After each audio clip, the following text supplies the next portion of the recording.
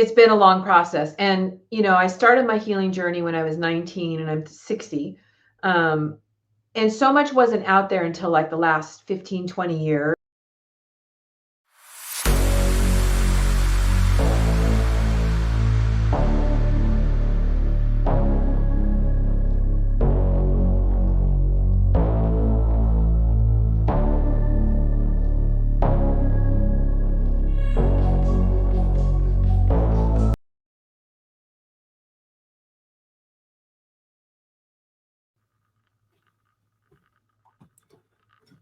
So welcome to the Woman Podcast. This is Raj, your host, and we have a special guest, Lisa Tickle, on here with us.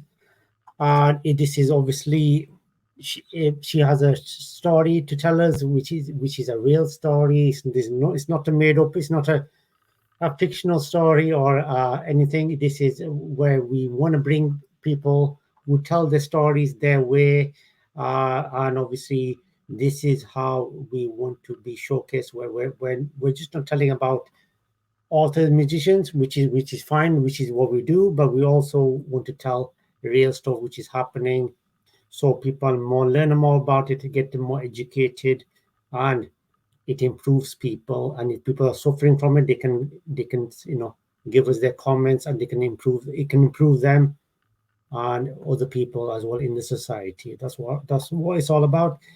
So how are you today, Lisa? I'm doing great. Thank you. Thank you. Fantastic, fantastic.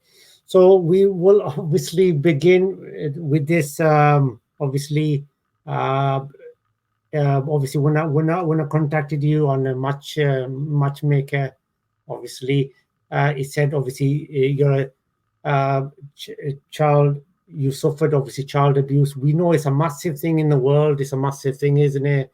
And Yeah. obviously, and it's sometimes these kind of issues which affecting, sometimes they go under the radar a bit, because obviously we don't, if we don't experience it ourselves, then obviously we don't know much about it unless we see whatever we see on TV and that Yeah. kind of stuff, Yeah. on the and on the so when did you, how old were you when you realized what was happening to yourself? uh, Well, it's interesting. That's a great question because I know I was aware at a very young age that I was abused because as far back as I can remember, there was the abuse. But my awareness of realizing that I was actually being abused, I was probably in my teenage years because I even contemplated not having children because I was aware of I'm being abused, and I was also aware of abuse can go can be carried on. And so that was probably, I don't know, I was probably 15, 16 years old when I realized that. But my abuse went, that picture back there of me is when it started. So I was probably about 3 or 4 years old. wow, wow. Three. So you started when you were about 3 or 4 years old. Yeah. Wow. And it started with my brother. My brother, I had all types of abuse except for sexual. I did not have sexual abuse. Right. So it started with him, who was physical and verbal and emotional.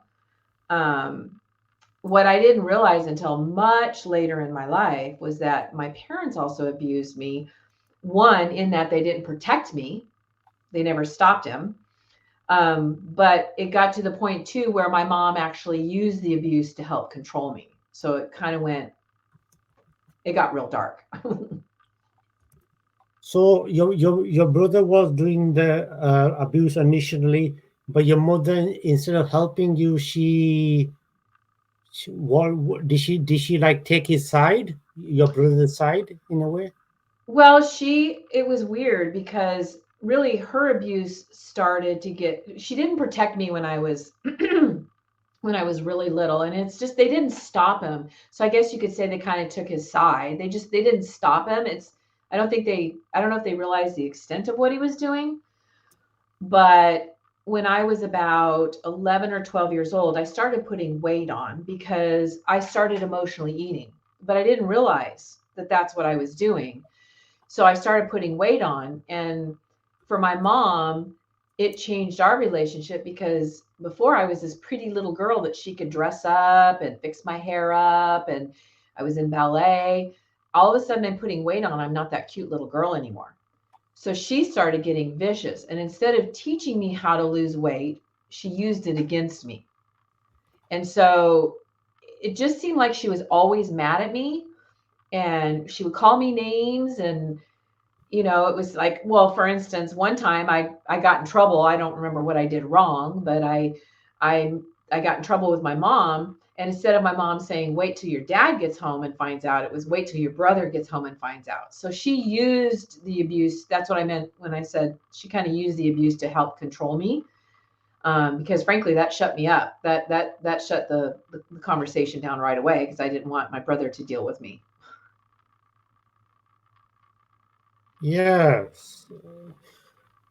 Yeah, I mean that's even I mean I don't you can't even agree with that even 1%. And like your parents are supposed to protect you, kids are they really, and they're supposed to be there for you, in all the good and bad times, protect you like a shield when you're growing up.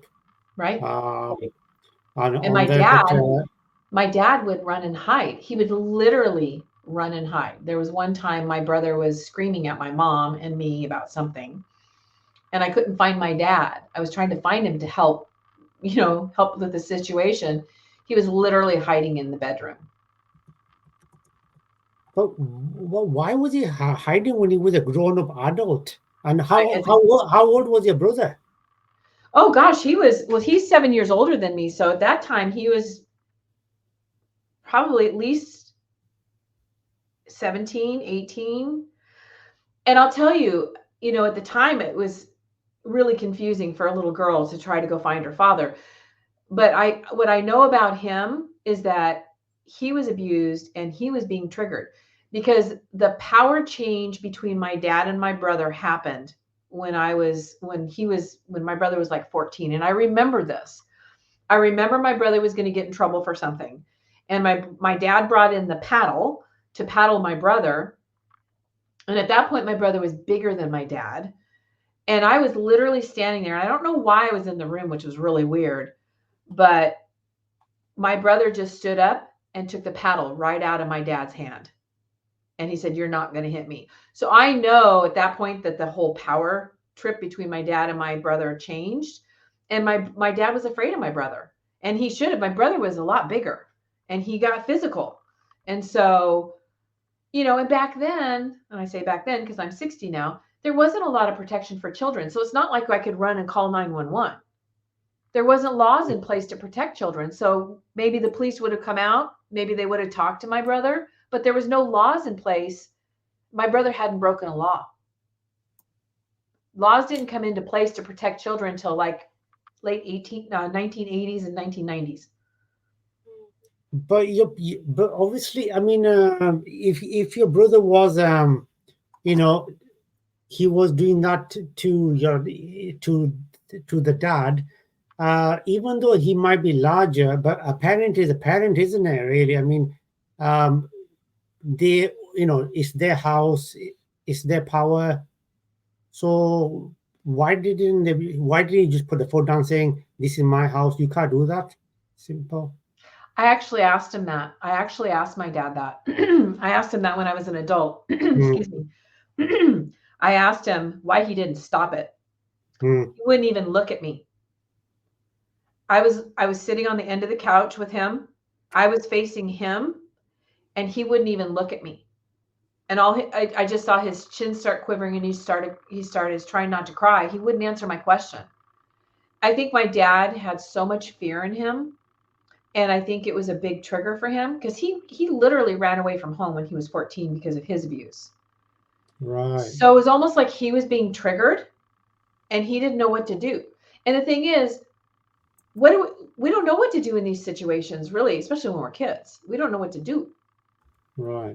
And back then, again, there wasn't the protections. You can't call the police. It's not like, and my brother was doing drugs, so that made him even more volatile. There wasn't the rehabs and the stuff that there is today. But it's a great question, and I've had to forgive my dad for that. Yeah. But was it hard to forgive your dad, or was it easier to forgive your dad than forgive your mom? Um, Actually, the easiest person to forgive was my brother, believe it or not. And part of it is because I learned to forgive him a long time ago, but not realizing that my parents were also being abusers. So it's only over the last probably 15 years that I've realized my parents' role. And I'm still working through some forgiveness with them. And I think with my dad, I'm just understanding the extent of what he didn't do for me, and it makes me angry. But I'm pretty close to forgiving both of them. There's still things that come up, and I realize, and it makes me mad. Yeah, no, no. I mean, it's hard to imagine what you've been through, but it's such a big thing, isn't it? And with the childhood, you expect everything to be nice and rosy, and Right. and obviously playing around with your friends, and you know, and being, doing stuff what kids do, don't they? Really, and having a good time. But obviously, in your case, unfortunately, that wasn't the case, was it? On there, but did you have any comfort with your friends at that time? Yeah, I I spent as much time with my friends as I could because I didn't want to be in the house. And Mm. I was actually babysat until I was probably 12 or 13 because I couldn't be alone. I couldn't be at home alone with the possibility of my brother, showing up. So I spent a lot of time at my friend's house. And there's a lot of really wonderful memories that I have. I had some of my friends' moms that really took me in and loved on me.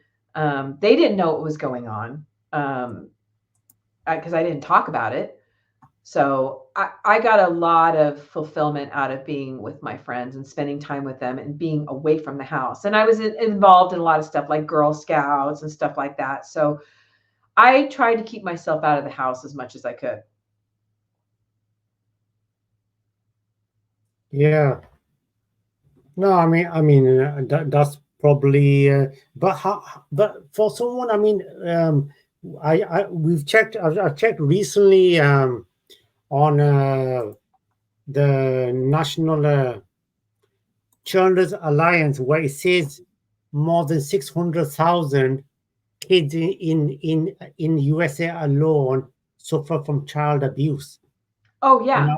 And I'm sure that number isn't even accurate just because of the Yeah. ones that aren't reporting. Because I'll tell you, I had one gentleman on my podcast. His specialty is working with children who are abused in sports. And he's here in the United States. And he gives statistics on the podcast. And just in the United States alone, there are 20 million children a year that play sports here. And over a third of them are abused even now. So it is such a big problem. If we could even just infiltrate that group right there and teach them about what to look for, we could make a big dent in this childhood abuse issue. So do you think obviously child abuse happens everywhere, but do you think, I mean, regarding America's concern, do you think there's enough laws in place for kids to be protected from this? Is there enough being done? I don't think there's enough being done. I think first of all, there needs to be more training. There needs to be more training for children to what to look for, because these predators come in and they're so sneaky how they do this, but also educating parents. Um, I think that there's definitely some laws that have been put in place, but unfortunately, with childhood abuse, there's so much shame, and that shame shuts down voices. And so that limits some of the stuff that we can do to help people. But I think there's always definitely more education, definitely more laws in place to protect children, especially online. I mean, we haven't even really dived into that yet, but the abuse that goes on online and the way these perpetrators infiltrate it's quite scary. Yeah. No, definitely. There's different types of abuse, like you said, which can affect a child and stuff. So you said you realized at an early age what was happening to you. Obviously, he being such a large person, but you said obviously that you forgave your brother. I mean, but how hard? You said it was easy to forgive your brother, but even though he did that, that kind of abuse to yourself, was it really that easy to forgive him? It was a process. It Right. wasn't done just one time. It was actually a process because as I remember stories, of course, I could feel the emotions coming up and I could realize, oh gosh, there's another situation. I need to work through this. And it's a process because I would think, oh, okay, I forgave him for that. And then, it'd come up again and I would feel those emotions. I think so. It took me a while. And I don't have him in my life. He's not part of my life because he's still abusive. And I will not allow that in my life. And I will certainly not allow it in my loved one's life. But I think, and it's interesting what popped in my mind when you asked that question is it was easier to forgive my brother than my parents. Because they have a responsibility that he didn't have. He was my brother, right? Brothers and sisters don't get along all the time. No, that's true. But my parents had a duty. And the two things that stuck with me about my parents that I'm still struggling with forgiving is one, the fact that they didn't protect me, and two, the fact that they didn't teach me. So instead of, because one of the fallouts of my abuse is not feeling loved, I was going to men that weren't good for me. And so instead of my parents sitting down and teaching me how to love myself and how to find the right person for me, I would pick the wrong characters and they would instead just criticize me. They would just criticize and belittle me for what I was doing, but not saying, honey, let's sit down. Let's talk about this. They didn't teach me. They taught me by humiliating me. And so those two things are the things that I struggle the most with forgiving, because those are two of the most important duties that a parent has over their children is one, protecting them, and two, teaching them. You teach them. We're born, we don't know anything. We only know what you teach us. And so, and with that, what they taught me is they taught me I have to take care of myself. And I didn't do a real great job all the time. It was a lot of work. Yeah. So, I mean, yeah, like you said, absolutely. I mean, it's you bring stuff down here. I mean, you bring stuff which your parents, your mom, your dad teach you, and then that obviously determines which direction how you're going to develop you from a child to an adult. So that's a very, very important part of anyone's life. And what about the parents? I mean, did they after what happened with yourself? Did you give them any importance in your life afterwards, or did you say no? That's it. Well, my mom, she passed away when I was 16 from Oh, breast cancer. okay. And you could imagine that was traumatic. But then add on top of that when she was sick, I took care of her. I helped take care of her. And they didn't tell me she was dying. So imagine having that. that was a little rough. That wasn't right, though, was it? I mean, yeah, absolutely. I mean, any type of cancer is brutal as it is, and obviously, obviously, I've had people who've had cancer myself, so I do know it's a terrible thing. But yeah, absolutely, this definitely something which Yeah, they should have told you about. Yeah, Yeah, definitely. I flat out asked them. I flat out asked them, and they lied to me because they didn't want to face this stuff. They didn't want to face being uncomfortable. And with my Mm. dad, I had him until 2001. My parents were older too, so my parents had me later in life. But he Oh, lived with us, my first husband and I. He lived with us for the last 7 years of his life, and I took care of him. And my dad. It's funny because I always like I always loved my dad and adored him. And I think the reason why is because of the three of them, he really was the safest one for me. He Although he kind of abandoned me and did all that, he was there for me. Like he wasn't mean to me like they were. He didn't call me names. He didn't say things to me. So he was the safer one of the three. And it's just over the last several years that I've realized his role in this. And I think it's because I chose not to see that role. And now I'm seeing that role. And that's why I'm having to work through a lot of the forgiveness because I'm realizing the extent of what he didn't do for me. mm.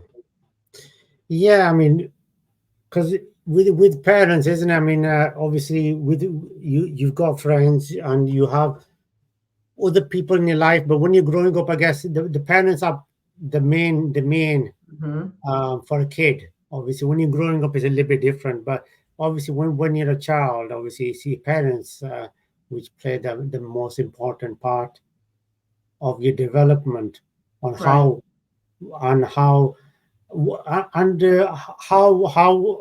long did it take for you to, even though say when you were working or when you became an adult, to get rid of the child abuse and all the thinking what happened? That process must have been a long process. It's been a long process. And, I started my healing journey when I was 19 and I'm 60.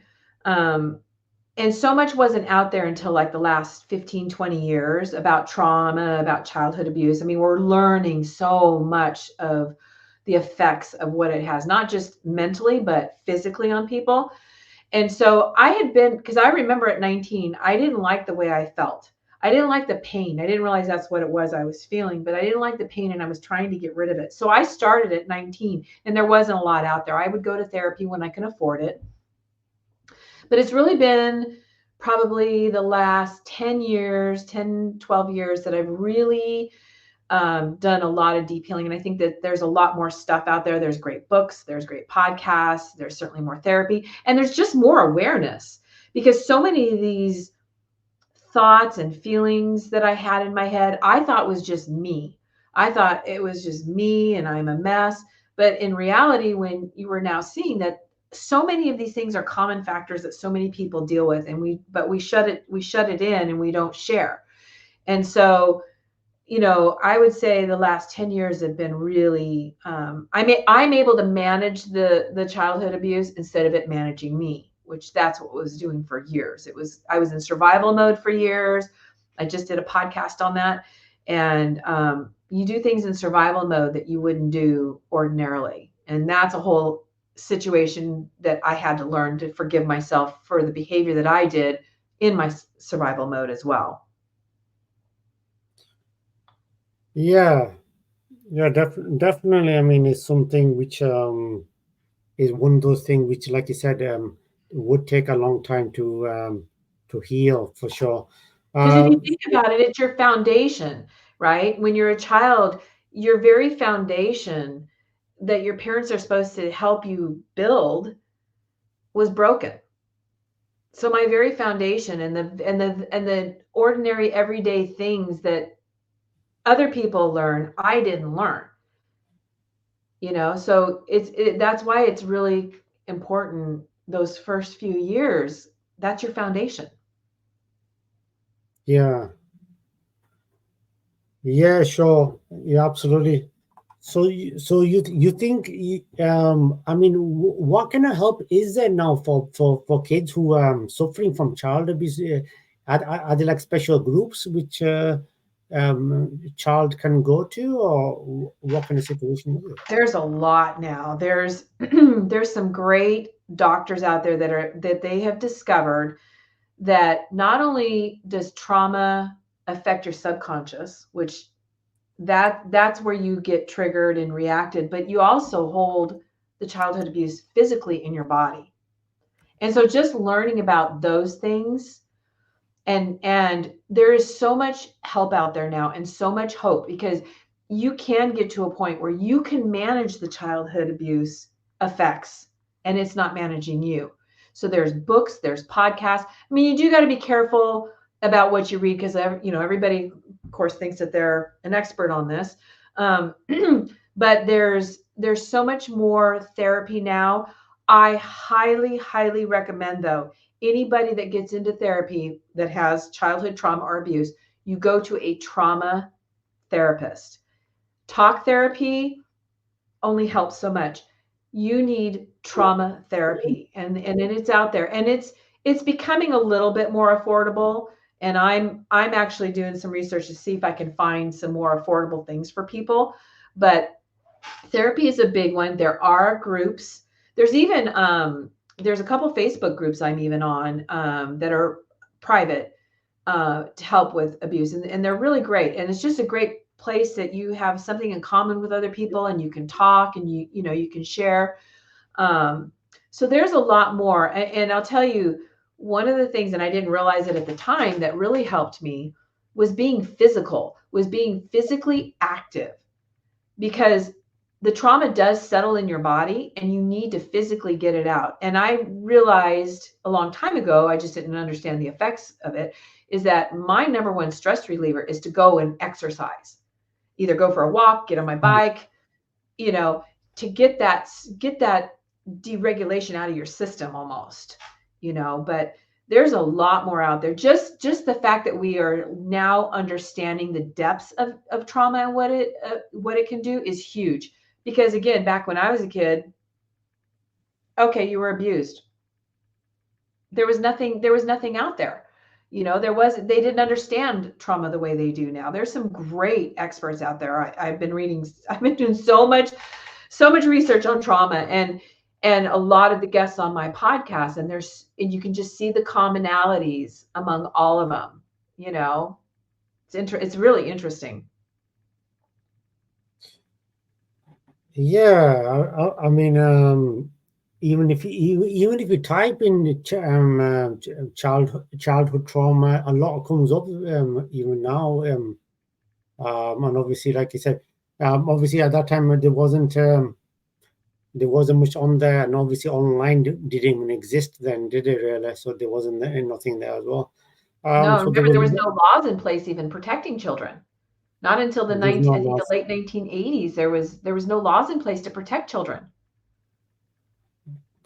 So if now somebody was abused, obviously there would be a law to protect that kid who was abused. So there would be that.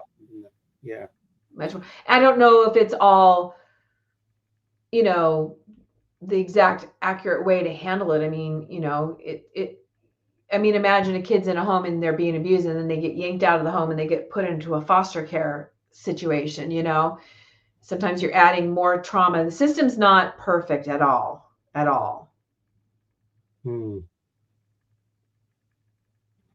Yeah, exactly. Yeah, I mean, a lot more definitely needs to be done, like you said, and like you said, regarding the figures, obviously, it's probably, like you said, it probably is in the millions, and of people who are suffering from child abuse.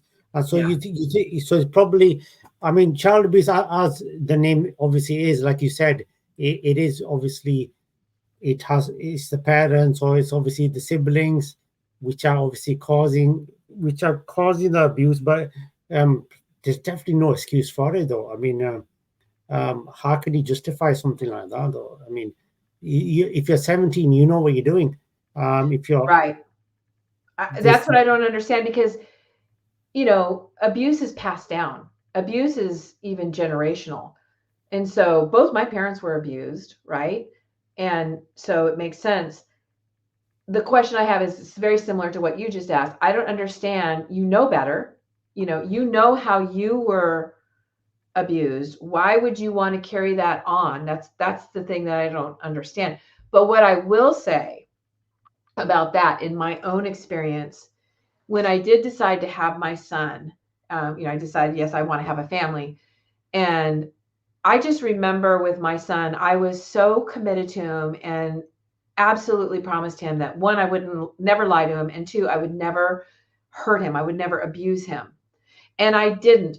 However, because I was in survival mode with him growing up, um, the marriage to his father was very volatile.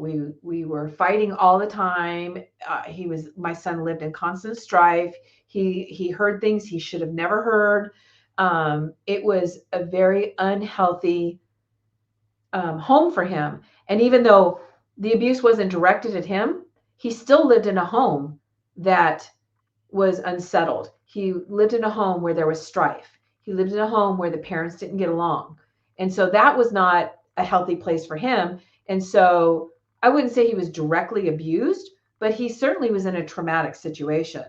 And I've had to face that. I've had to face that and go to him and apologize for that and do what I can to fix that, because so I can kind of see how people can get lost in that, but I don't understand the direct abuse. I don't understand. Like I was always really aware of when I would get upset with my son and how I was going to handle it. And I never, ever felt like I would ever hurt him. But your son did obviously suffer abuse from yourself and from your husband. He didn't get any abuse from him?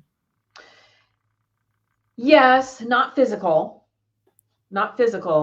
but he definitely abandoned the family. Right. So I have abandonment issues for sure. And because I had it a lot in my early years. And so I married my father. Is what I did. I married my father, and he did abandon. The thing is, we both came together and we were both messes. So we had two very unhealthy people that came together, and I got tired of it, and I made changes in my life, and he didn't. And that's his choice. It's not a judgment, but he didn't take care of his family. I was definitely the one running the family.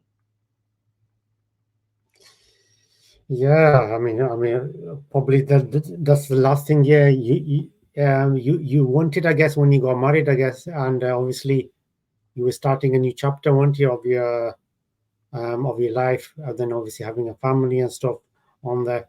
So obviously he doesn't. Obviously, you're not with him anymore, I guess. Mm-hmm. Obviously, on there. So you've obviously ended that and tried to move on and obviously do better things. Well, I kind of made a mess after that marriage too, though. I ended up, I was on a mission to find people that love me, right? So this man didn't love me anymore, and in my head, he was the only man in the world that would love me. So I went on a hunt right away for another man, and I found him, and I ended up marrying a full-on narcissist. No. And I didn't realize that was the term at the time, but I remember I was healthy enough. This is crazy, but I was healthy enough that after we got married, and he changed, of course, after we got married, and I was healthy enough, and he was saying crazy enough stuff that I knew something wasn't right. I knew something was wrong, and I was actually making plans to leave him.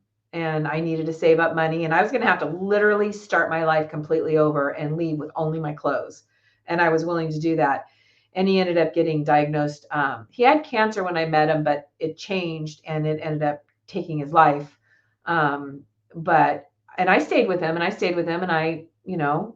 was with him until the end. And I absolutely don't regret that, because nobody would have been with him, because he didn't have anybody in his life.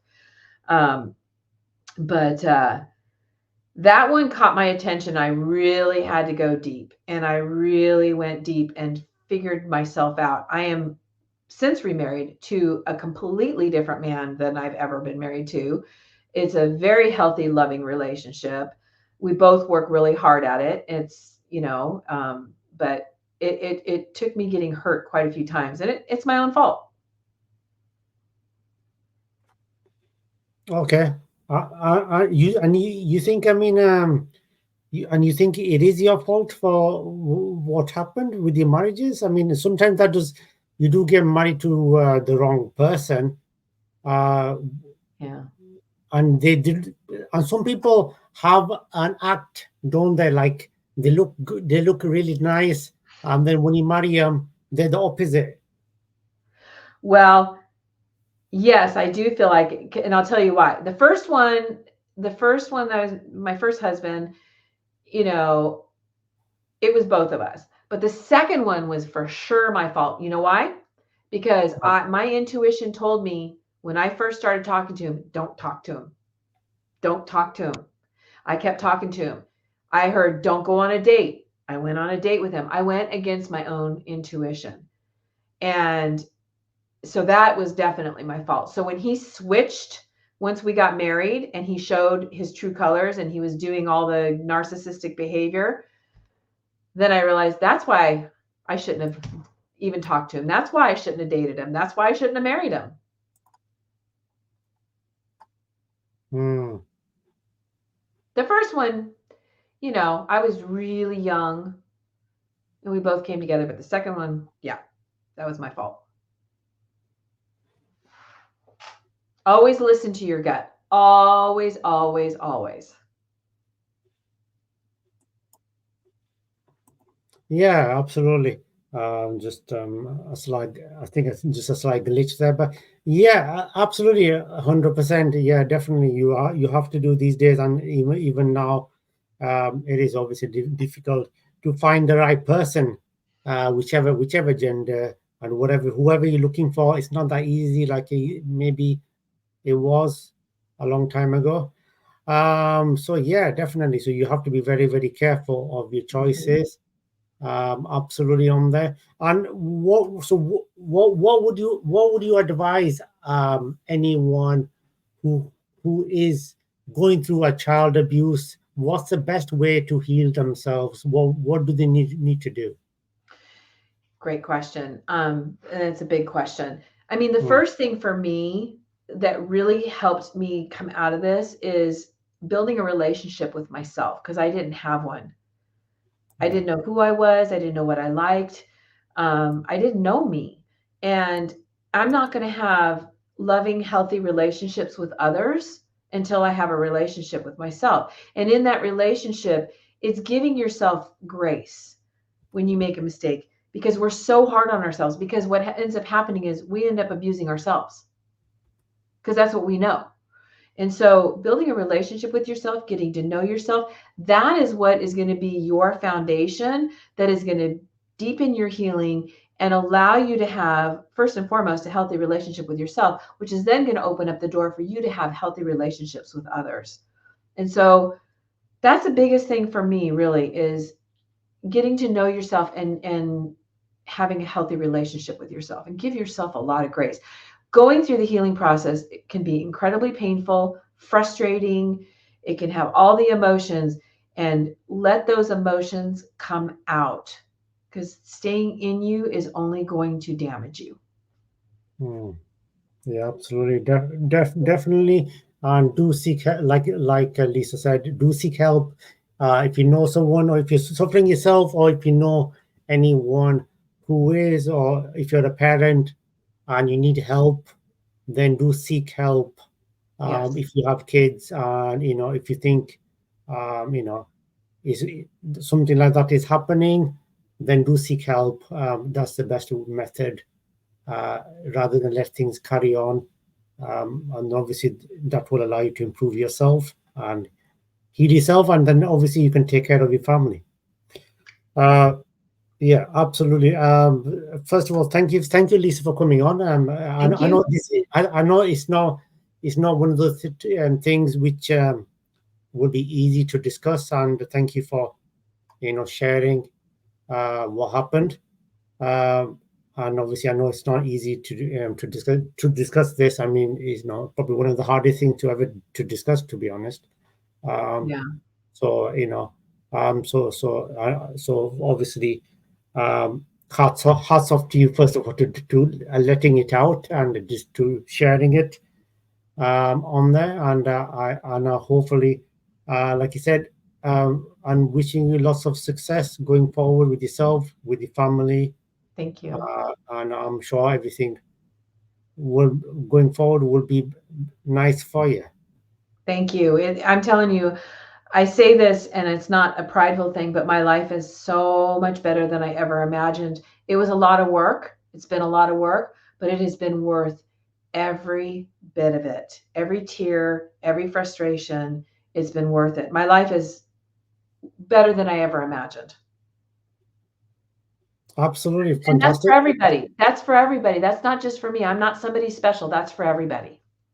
Yeah, yeah, definitely, definitely, absolutely, absolutely.